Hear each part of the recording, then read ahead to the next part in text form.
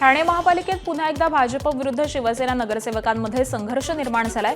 सलग तिसऱ्या महासभेमध्ये शिवसेना आणि भाजपच्या नगरसेवकांमध्ये वाद पाहायला मिळाला।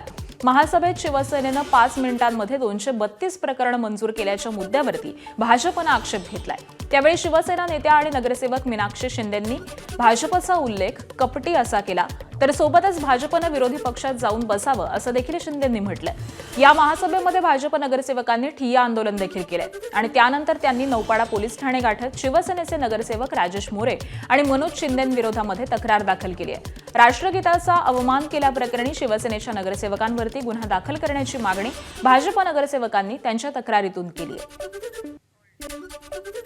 सत्तेत एकत्र बसल्यानंतर गट मीटिंगमध्ये ज्या प्रकारे निर्णय घेतले जातात आणि त्यानंतर सभागृहामध्ये येऊन आपण ते अंमलात आणतो, पण अशा प्रकारे गेली 4 महिने ही जी सभा चालू आहे त्या 4 महिन्यामध्ये सातत्याने गोंधळ घालून अशा प्रकारची परिस्थिती, मला असं वाटतं विरोधक या टायमाला एकदम शांत आहेत, पण सत्तेत बसून आमच्या बरोबरच असताना देखील आमच्या युतीतलेच जर अशा प्रकारचं हे करत असतील तर खरं तर ते निंदनीय आहे आणि प्रत्येक वेळी आपल्याकडूनच काहीतरी चुका होत आहेत ह्याची जाणीव त्यांना स्वतःला कदाचित नाही आहे आणि अशा प्रकारे गोंधळ करून महासभेला सगळ्यांना वेटीस धरलं जातं, महापौरांना देखील वेटीस धरलं जातं। ही काय प्लॅनिंग आहे त्यांची मला आत्तापर्यंत कळलेली नाही। कुठल्याही पूर्वसूचना न देता अशा प्रकारे गोंधळ घालून विषयपत्रिका मंजूर करून अचानकपणे राष्ट्रगीताचं हे चालू करायचं, राष्ट्रगीत चालू करायचं आणि त्या माध्यमातून सर विषयपत्रिका संपली, महासभा संपली असं जाहीर करायचं आणि ठाणेकर जनतेच्या सभागृहामध्ये ठाणेकरांचे प्रश्न असतात